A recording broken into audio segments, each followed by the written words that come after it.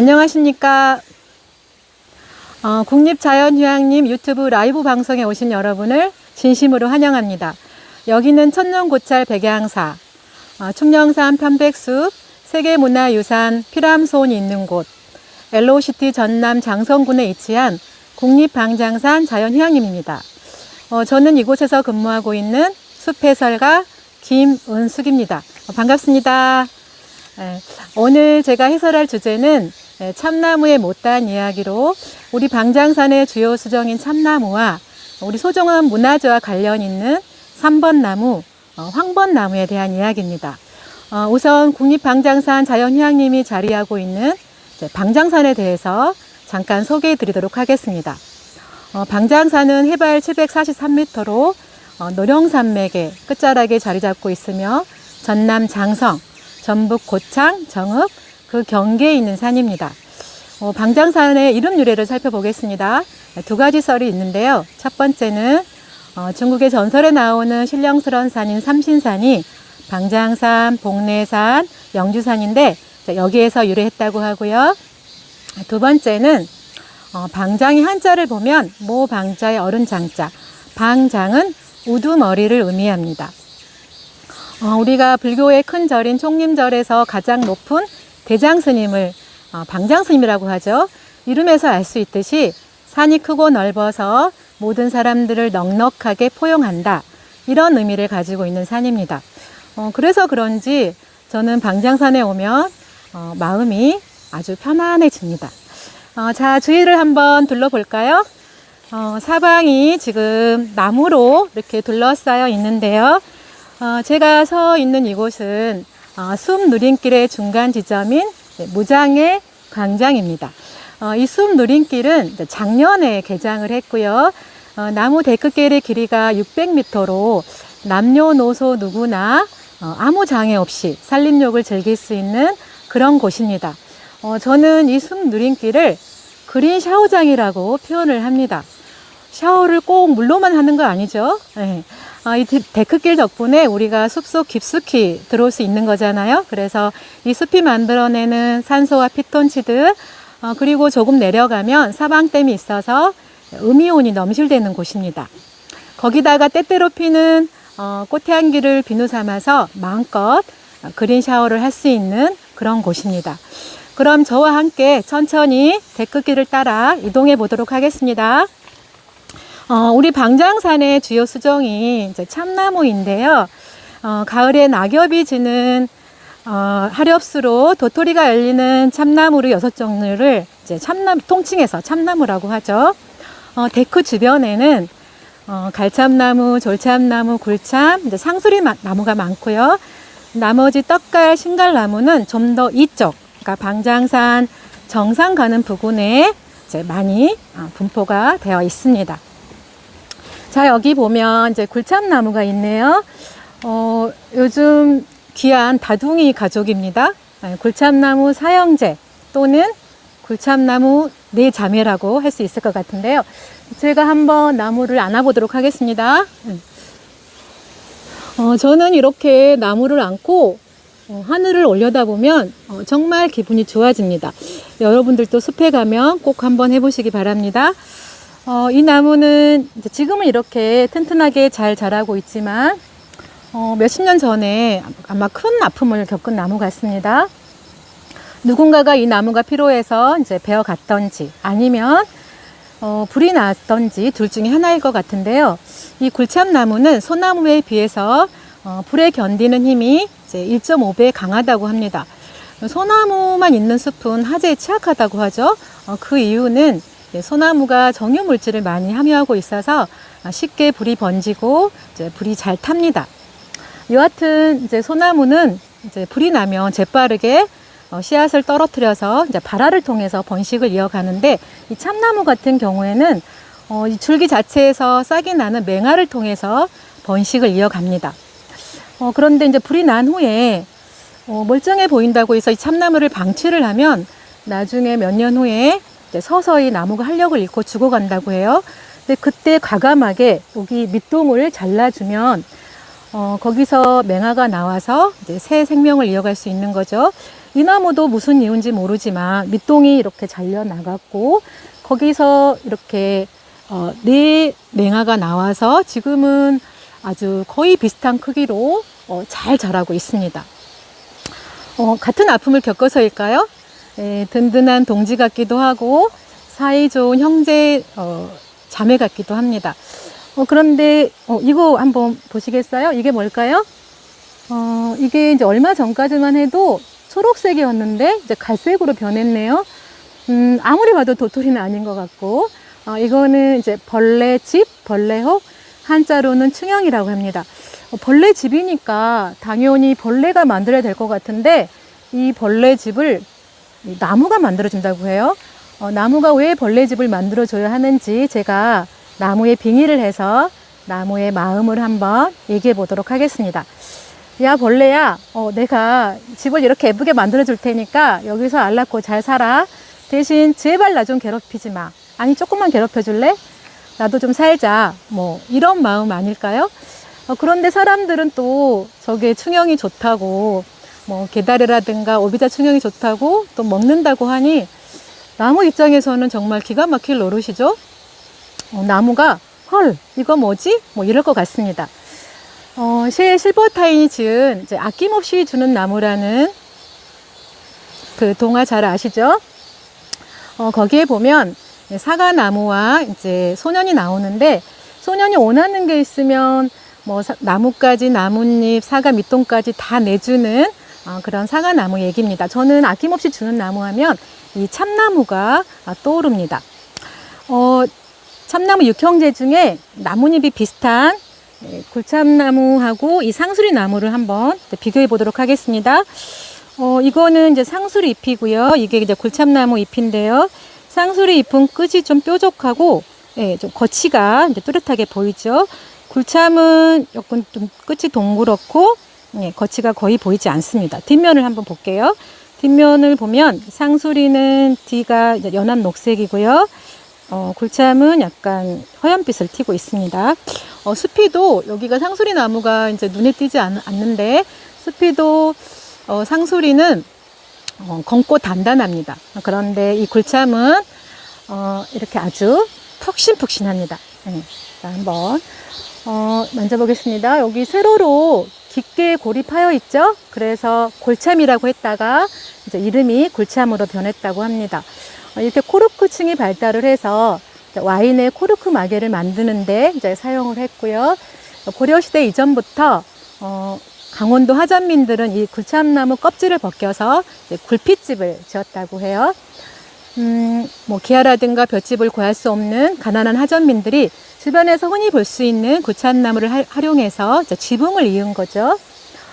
이 굴참나무 껍질을 20년 된 굴참나무 껍질을 벗기면 두께가 한 2cm 정도 되고요. 그리고 그 이듬해 다시 또 껍질이 나와서 계속 사용할 수 있었고요. 뭐 기아집이 1000년이면 굴핏집은 1000년이라고 할 정도로 상당히 견고했고요. 그리고 숲이가 발달된 자연 산물이라서 이렇게 수분이 많은 여름에는 숲이가 늘어나서 지붕에 비 새는 걸 막아주고요. 그 다음에 건조한 겨울에는 숲이가 줄어들어서 바람을 잘 통하게 해줬다고 합니다. 이렇게 자연 친화적이고 경제적인 굴핏집은 이제 강원도 하전민들의 소중한 보금자리가 돼준 거죠. 우리 조상들은 이제 예전부터 참나무를 다양하게 이제 활용할 줄 알았는데요. 발굴된 유물을 통해서 삼국시대 이전부터 참나무를 나무간이라든가 그 다음에 뭐 사찰이나 기둥, 집의 기둥, 그리고 배, 각종 농기구를 만드는데 활용을 했습니다. 이렇게 참나무가 많이 쓰인 이유는 뭐 주변에서 흔히 볼 수 있는 흔한 나무이고 단단하고 잘 썩지 않았기 때문입니다. 구석기 동굴 유물에서 이제 참숯가루가 발견이 됐는데요. 이걸 통해서 땔감으로 참나무를 활용했다는 걸 알 수가 있죠. 참숯은 정화작용이 뛰어나서 장을 담글 때, 그러니까 미생물의 악취를 없애주고 유해 성분을 없애주기 위해서 이제 사용을 했고요. 그리고 나쁜 것을 다 태워버리는 숯처럼 이제 부정타지 말라고 아기가 태어난 지 금줄에 참숯을 매달아 놓기도 했습니다. 그 참나무 열매인 도토리는 제가 지금 도토리를 들고 있는데요. 이거는 이제 갈참나무 도토리네요. 빵모자를 쓰고 있습니다. 이 도토리는 지금은 뭐 사람들이 다양하게 별미 음식으로 도토리 묵을 비롯해서 별미 음식으로 즐기고 있는데, 옛날에는 굶주린 백성들의 배를 채워주는 그런 구황식물이었습니다. 태종실록에 굶주린 백성들이 도토리로 연명한다라는 그런 기록이 있고요. 숙정 임금은 흉년에 대비해서 도토리를 대궐에 모아두라는 지시를 내렸다고 합니다. 참나무는 우리 인간뿐만 아니라 숲속 동물들에게도 먹거리를 제공해주고 보금자리를 내어줍니다. 참나무 수액을 먹고 도토리를 먹고 나뭇잎을 먹고 거기에 알을 낳고, 참나무에 신세지고 있는 숲속 동물들이 무려 100여 종이 넘는다고 합니다. 그 외에도 참나무 온목을 활용해서 표고버섯을 재배를 하고, 또 도토리에 타닌 성분이 많이 들어있어서 천연 염색제로도 활용되고 있습니다. 이렇게 쓰임이 많은 참나무, 진정한 배품의 왕 참나무, 그래서 진짜 나무 참나무라고 하죠. 그 이름이 전혀 아깝지 않은 것 같습니다. 저 건너편에 보면 제가 좀 팔이 짧아가지고 나무를 만져볼 수가 없어서 안타깝긴 한데요. 저 나무를 한번 살펴보도록 하겠습니다. 숲이가 일단 아주 거칠거칠하죠. 가로줄무늬고요. 저 나무는 3번 나무입니다. 제가 3번 나무 잎을 이렇게 들고 있는데요. 잎자루에가 이렇게 오돌토돌 이제 돌기가 잡힙니다. 이거는 이제 꿀샘이라고 하는데요. 보통 꿀은 꽃 안에 이제 꿀이 있는데, 이 나무는 좀 특이하죠. 3번 나무가 왜 잎자루에다가 꿀샘을 만들었을까요? 개미를 유인하기 위해서입니다. 5월이 되면 막 애벌레들이 무지막지하게 몰려듭니다. 애벌레가 나뭇잎을 너무 많이 먹으면 나무는 힘이 듭니다. 그래서 애벌레가 싫어하는 이제 개미를 끌어들이기 위해서 이 꿀샘을 만든 거죠. 개미는 꿀을 먹어서 좋고, 나무는 애벌레로부터 나뭇잎을 지켜서 좋고, 둘의 관계는 서로 돕고 돕는 공생 관계입니다. 자연계에서 일반적인 관계는 없는 것 같습니다. 공짜는 없습니다. 우리 인간관계도 마찬가지죠. 망고의 진리입니다. 이 3번 나무 역시, 이 3번 나무는 우리 소중한 문화재인 팔만대장경과 관련이 있습니다. 팔만대장경은 이제 고려시대에 몽골군의 침입을 이제 부처님의 힘으로 막아보자는 그런 기치 아래 당시 집권 세력이었던 최후 무신 정권이 백성들과 함께 온 힘을 다해서 이제 만든 것이죠. 8만대장경이니까 당연히 경판수는 8만이 넘겠네요. 8만 1352장이고, 그러면 글자 수는 몇 자 정도 될까요? 글자 수는 5200만 자로 조선왕조실록의 글자 수하고 맞먹는다고 합니다. 정말 어마어마하죠. 그렇다면 이 3번 나무와 8만대장경이 도대체 무슨 연관이 있을까요? 경판의 62%를 3번 나무로 만들었다고 합니다. 그 외에도 돌배나무, 호박나무, 닭달나무, 단풍나무 등이 있습니다. 만드는 과정을 보면 3번 나무를 베어낸 다음에 1년 정도 방치를 합니다. 숨 죽이기 과정이라고 하죠. 그런 다음에 나무를 크기에 맞게 잘라서 소금물에 삶고 그늘에 말립니다. 그런 다음에 이제 판을 깨끗하게 정리를 하고 미리 이제 써둔 경전에 한지를 붙인 다음에 새김이 들어가는 거죠. 그동안 수많은 애침이 있었고 또 화재 사건도 많았다고 하는데 770년이 지난 오늘날까지 팔만대장경이 온전히 보존될 수 있었던 이유는 뭘까요? 부처님의 보살핌 때문일까요? 여러 가지 이유가 있지만 가장 근본적인 이유는 이 나무 자체의 우수성과 나무의 특성을 깨트려 보는 우리 선조들의 안목, 그리고 습기를 잡아낸 선조들의 지혜 때문이라고 할 수 있을 것 같습니다. 제가 여기 데크길에서 이제 주운 건데요. 이 도토리가 있고요. 이제 가지채에 떨어져 있습니다. 숲에 가면 이거 많이 보실 거예요. 이거는 이제 도토리 거위벌레가 이렇게 떨어뜨려 놓는 건데, 도토리 거위벌레는 이제 주둥이가 거위처럼 길어서 생긴 이름입니다. 도토리 거위벌레는 이 도토리 안에다가 알을 낳는다고 합니다. 여기가 좀 까만 부분이 알을 낳은 흔적이에요. 그래서 이제 아래에서 부화한 애벌레가 땅 속에서 자라기 때문에 땅에 떨어뜨려 놔야 돼요. 근데 도토리만 떨어지면 조금 알이 위험할 수가 있겠죠. 그래서 충격을 완화시키기 위해서 이렇게 가지채 떨어뜨려 놓는다고 합니다. 온전히 새끼를 위한 그런 선택이죠. 모성애가 정말 지극합니다. 여기 나무 한번 또 살펴볼까요? 이것도 마찬가지로 제가 팔이 짧아서 만져볼 수가 없는데요. 이 나무는 이제 수피를 보면 수피가 굴참나무 수피와 많이 닮았습니다. 코르크층이 발달이 됐는데 코르크의 품질은 이제 굴참나무보다 더 우수하다고 해요. 자, 잎을 보시면 잎은 이렇게 이제 굴피나무 잎하고 닮았습니다. 네, 이게 이제 굴피나무 잎이고 이게 바로 이 나무의 잎인데요. 이제 굴피나무 잎이 끝이 더 뾰족하고 거치가 이렇게 잘 보이고요. 이 나무 잎은 이제 거치는 거의 없고 약간 더 좀 둥그스름합니다. 이 나무의 이름은 뭘까요? 네, 황병나무입니다. 이 황병나무는 데크길 주변에 두 그루밖에 없는 방장산에서는 아주 귀한 나무입니다. 황병나무는 온양가의 나무로 나무의 속살이 노랗다고 해서 황병나무, 또 다른 이름은 황병피나무입니다. 두꺼운 코르크를 벗겨내면 이렇게 속살이 이렇게나 노랗습니다. 정말 노랗죠. 아주 예쁜 노란색입니다. 염색을 하면 딱 좋을 것 같죠.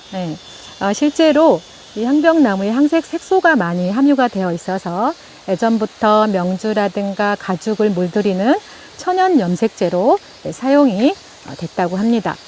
황병나무에 이제 베르베린이라는 성분이 많이 함유가 되어 있는데 이 베르베린에는 향균, 향염 효과가 뛰어나서 애로부터 약재로 많이 쓰였는데요. 한의학에서는 이 황병나무 속껍질을 황백이라고 하는데 동의보감에 황백은 열을 내리게 하고 염증을 치료한다 라고 되어 있다고 합니다. 이 황병나무 역시 우리 소중한 문화재하고 관련이 있습니다. 세계에서 가장 오래된 목판 인쇄물인 무구정강 대다라니경이 지금까지 보존이 잘 될 수 있었던 비밀이 바로 이 황병나무에 있습니다. 소중한 책이 좀먹는 것을 막기 위해서 종이를 만들 때 황병나무에서 추출한 항물로 물을 들였는데 이 항물 처리 덕분에 무구정강 대다라니경을 비롯한 애서적들이 세균이라든가 벌레의 공격으로부터 안전할 수 있었다고 합니다. 지금까지 저와 함께 참나무의 못다한 이야기라는 주제로 우리 방장산의 주요 수종인 참나무와 그리고 문화재와 관련 있는 3번 나무, 황병나무에 대해서 살펴봤습니다. 어떠셨나요? 저는 이 나무마다 각각의 특성을 잘 파악하고 용도에 맞게 나무를 잘 활용한 우리 선조들의 지혜가 놀랍기만 합니다. 그리고 오랜 시간 동안 우리 선조와 삶을 같이 하고 함께 숨쉬고 이 땅을 지켜온 나무, 그리고 앞으로도 우리와 함께할 나무의 소중함에 대해서 깊이 생각하게 됩니다. 어느덧 뺨에 스치는 햇살과 바람에서 가을의 향기가 느껴지는 것 같습니다. 그동안 무더위와 코로나로 우리 모두 힘든 시간을 보냈습니다. 여러분의 지친 몸과 마음을 토닥토닥 위로해 주세요. 어떻게 하면 좋을까요? 네, 숲으로 오시면 됩니다. 네, 지금까지 유튜브 라이브 방송을 시청해 주신 여러분 진심으로 감사드립니다. 네, 나날이 행복하세요. 안녕.